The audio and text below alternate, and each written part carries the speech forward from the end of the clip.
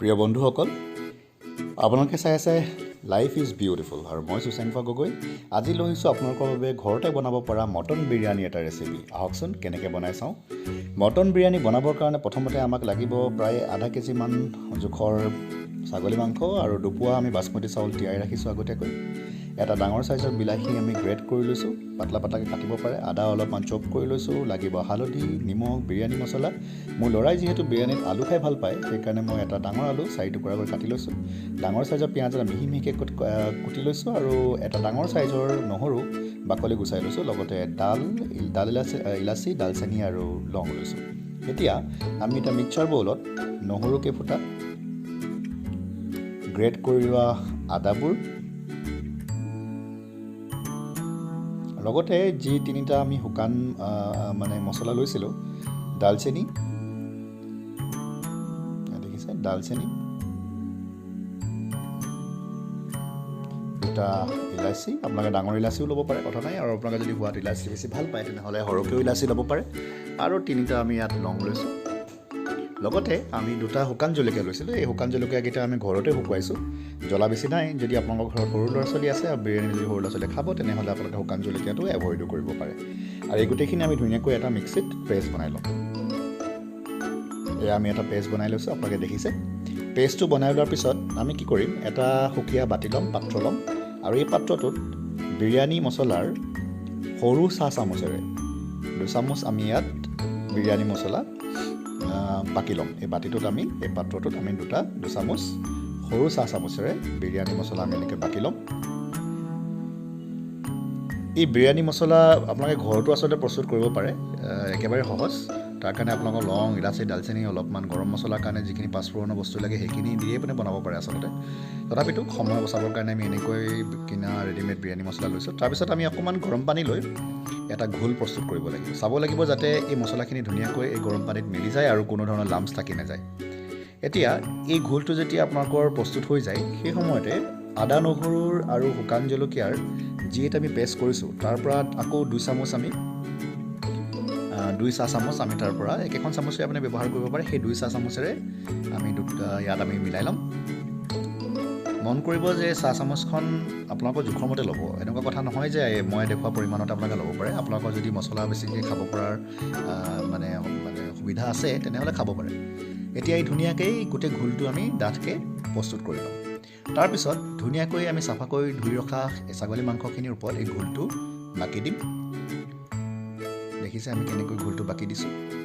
আৰু এই ঘোলটো বাকি দিয়াৰ পিছত চেষ্টা কৰিব লাগে যে ঘোলটোৰ সকলোবিলাক মছলা যাতে ছাগলী মাংসখিনিত ভাল ধৰণে লাগি যায়। কাৰণ মছলাখিনি যদি ভাল ধৰণে নালাগে, তেতিয়াহ'লে আপোনালোকে খাবলৈ বিৰিয়ানীৰ সোৱাদটো ভাল নহ'ব। আৰু পিছত যিহেতু আমি সুকীয়াকৈ আৰু বিৰিয়ানী মছলা নিদিওঁ, গতিকে মছলাখিনিতে বিৰিয়ানী মছলাবোৰ ভালকৈ লগাবলৈ চেষ্টা কৰিব লাগিব। মই চামুচেৰে কৰিছোঁ, আপোনালোকে হাতেৰেও কৰিব পাৰে। মছলাখিনি ভাল ধৰণে লগাৰ পিছত আধা ঘণ্টা সময়ৰ কাৰণে মাংসখিনিক মই আপোনালোকক ফ্ৰিজত ৰাখি থৈ দিছোঁ, যাতে ধুনীয়াকৈ মছলাখিনি শুহি ল'ব পাৰে। তাৰপিছত এটা ডাঙৰ চাইজৰ কুকাৰত, মই যিহেতু বিৰিয়ানী কুকাৰত বনাবলৈ শিকাইছোঁ আপোনালোকক যাতে সহজতে বনাব পাৰি।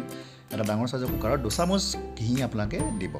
এতিয়া ঘিৰ ক্ষেত্ৰত 2টা কথা, কিনা ঘিও দিব পাৰে। মোৰ মিছেছে কিন্তু ঘৰতে ঘি কৰে, গতিকে সেই ঘিয়ে আমি দিছোঁ। 2 চামুচ ঘি আমি ইয়াত দিলোঁ।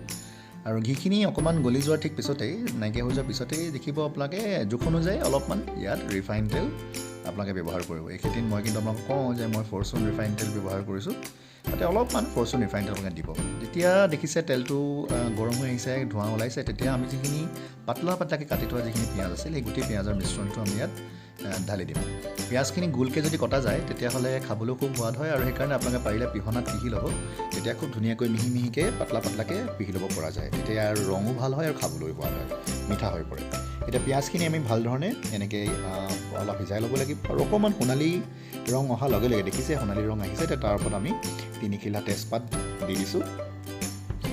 তেজপাতকেইখনৰ লগত ভালকৈ পিঁয়াজখিনি আমি অলপমান সময় ভাজি ল'ম। তাৰপিছতে যিখিনি আমি গ্ৰেট কৰি থোৱা বিলাহী, এতিয়া চাব বিলাহীও কাটাৰ 2টা কথা আছে। সাধাৰণতে বিৰিয়ানী কি হয়, বিলাহীৰ গোটাকৈ কাটিলে বিৰিয়ানীটো খাবলৈ বেয়া হয়। খুব পাতলাকৈ পাৰিলে বিলাহী কাটিব লাগে। সেইকাৰণে এই ক্ষেত্ৰতো মই আকৌ গ্ৰেটাৰে ব্যৱহাৰ কৰিছোঁ।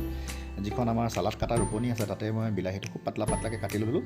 এতিয়া এই বিলাহী মিশ্ৰণটো অলপমান সিজাই লোৱাৰ পিছত তাতে মই 1 চামুচ, আপোনাৰ 1 চামুচতকৈ অলপ কম আমি হালধি ব্যৱহাৰ কৰিছোঁ। মন কৰিব সাধাৰণতে হালধি ব্যৱহাৰ নকৰিলেও হয়। যদি আপোনাৰ ঘৰত চেফ্ৰন আছে, কেশৰ আছে, কেশৰ হ'লে আপোনাৰ আচলতে হালধি ব্যৱহাৰ নকৰিলেও হয়, কিন্তু যিহেতুকে আমাৰ ইয়াত কেশৰ পাবলৈ অকণ অসুবিধা, সেইকাৰণে মই কেশৰ তাত হালধি ব্যৱহাৰ কৰিলোঁ আৰু জোখমতে অকণমান মই ইয়াত নিমখ দিছোঁ। চাব মন কৰিব যে একেবাৰে অন্তিম পৰ্যায়লৈকে দিব পৰাকৈ নিমখ দি নিদিব, মাংসখিনি কেৱল সিজিব পৰাকৈ অলপমান তাত নিমখ দিলেই হ'ল।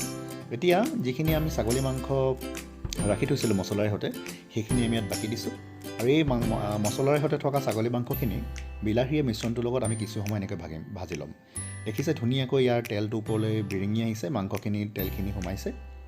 গতিকে ভালকৈ কিন্তু আমি হেতাই দি চলাই থাকিব লাগিব মাংসখিনি যাতে ভালকৈ তেলটো যায়। এতিয়া এই ক্ষেত্ৰত আমি কি কৰিম, ঢাকনখন ওপৰতে মানে ভালকৈ নলগাই জাষ্ট ওপৰতে আমি ঢাকন এখন ৰাখি অলপমান সময়ৰ কাৰণে আমি ৰাখি থ'ব লাগিব।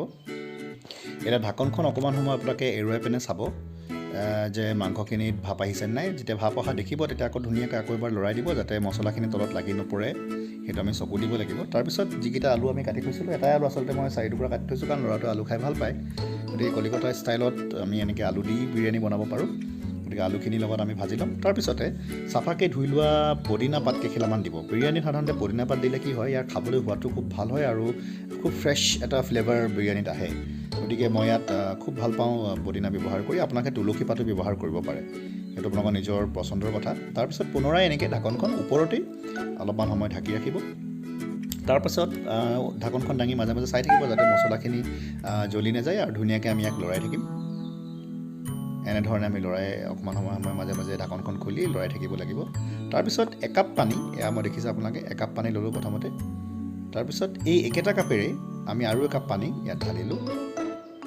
আপোনালোকে চাব যে মাংসটো সিজাৰ ক্ষেত্ৰত নিজৰ পচন্দমতে দিব। মই মতে সৰ্বমুঠ ইয়াত 2 কাপ পানী দি প্ৰথমতে মাংসখিনি সিজাব বিচাৰিছোঁ, কিন্তু পিছত ভাবিলোঁ যে যিহেতুকে বিৰিয়ানীখিনি ইয়াতে ভাজিম, গতিকে 3 কাপ পানী ইয়াত মই দিলোঁ। আৰু এই পানীতে পিছত কিন্তু আপোনালোকে বিৰিয়ানী চাউলখিনিও দিব লাগিব। গতিকে পানীটো জোখমতেই দিব, কাৰণ প্ৰথমতে যদি আপোনালোকে সৰহকৈ পানী নিদিয়ে পিছত দিগদাৰ হ'ব। তাৰপিছত আমি হুইচেল এনেকৈ মৰাই ল'ম। মাংসখিনি সিজিব পৰাকৈ মই ইয়াত আপোনাৰ 3টা হুইচেল মৰাই ল'লোঁ। প্ৰথমতে 3টা হুইচেল মৰাই আমি গেছটো ঠাণ্ডা হ'ব দিলোঁ। দিয়াৰ পিছত আমি ইয়াত ঢাকনখন খুলি পিনে মাংসখিনি সাজু হৈছে নাই চাম। এয়া চাওক ধুনীয়াকৈ আমাৰ এটা গ্ৰেভি বনি গৈছে মাংসৰ। বেছিকৈ হুইচেল নমৰাব, নহ'লে মাংসটো ভাঙি যাব, তেতিয়া বিৰিয়ানীটো খাবলৈ ভাল নহয়। আলুটো ভাঙি যাব নালাগে। গতিকে জাষ্ট আমি অকণমান সিজিব পৰাকৈ দিলে হ'ল। তাৰপিছত যিখিনি চাউল আমি তিয়াই থৈছিলোঁ সেইখিনি আমি ভালকৈ টুকি ল'ম। টুকি সেইখিনি আপোনালোকে শুকুৱাই ল'ব। তাৰপিছত এই শুকুৱাই থোৱা চাউলখিনি আমি ইয়াত ঢালি দিম। মই আগতে কৈছোঁ যে ইয়াৰ পিছত কিন্তু মই পুনৰাই আকৌ দেখিছে আপোনালোকে যে পানী ব্যৱহাৰ কৰা নাই। প্ৰথমতে সেইকাৰণে মই 3 কাপ আধা কেজি চাউলৰ কাৰণে 3 কাপ মই পানী ব্যৱহাৰ কৰিছিলোঁ, যাতে একেখিনি পানীতে মাংসখিনি সিজি যায় আৰু ভাতটোৰ কাৰণেও বিৰিয়ানীৰ ভাতৰ কাৰণেও যাতে সাজু হৈ যায়। তাৰপিছত মই প্ৰথমতে আপোনালোকক কৈছিলোঁ যে মই অলপমানহে নিমখ ব্যৱহাৰ কৰিছিলোঁ মাংসখিনি সিজিবৰ কাৰণে। এতিয়া সোৱাদ অনুসাৰে বিৰিয়ানীত জোখত হ'ব পৰাকৈ পুনৰ নিমখ দি আপোনালোকে কুকাৰটো পাতি দিব। কিন্তু মন কৰিব এইখিনিতে প্ৰথমতে আমি কিন্তু কুকাৰৰ হুইচেলটো নলগাওঁ।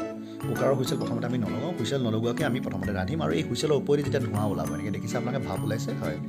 ভাপ ওলোৱাৰ পিছতহে আমি ইয়াত কুকাৰৰ হুইচেলটো লগাই দিম। তাৰমানে ভাপ ওলোৱাৰ আগলৈকে মাংসখিনি চাউলৰ সৈতে আমি নিজেই সিজিবলৈ দিম, তাৰ কাৰণে প্ৰেছাৰ কুক নকৰোঁ। তাৰপিছত যেতিয়া সকলো সাজু হৈ যাব, আপোনালোকে হুইচেল মৰাব। 2টা হুইচেল মৰাই ধুনীয়াকৈ খুলি পিনে চাব। এয়া চাওক আমাৰ বিৰিয়ানী, সুন্দৰ বিৰিয়ানী, একদম ঘৰতে বনোৱা বিৰিয়ানী সাজু হৈ গ'ল।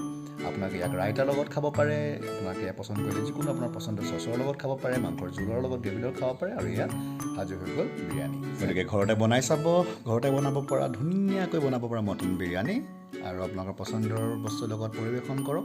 জনাবচোন কেনে পালে ৰেচিপিটো কমেণ্ট ছেকশ্যনত। আৰু আপোনালোকে চেনেলটো যদি নতুনকৈ আহিছে তেনেহ'লে কাইণ্ডলি ছাবস্ক্ৰাইব কৰিব, লগৰবিলাকৰ মাজত শ্বেয়াৰ কৰিব আৰু এই ৰেচিপিটো ঘৰত ৰান্ধি বনাবলৈ চেষ্টা কৰিব। চাই থাকিব আপোনালোকৰ প্ৰিয় চেনেল লাইফ ইজ বিউটিফুল।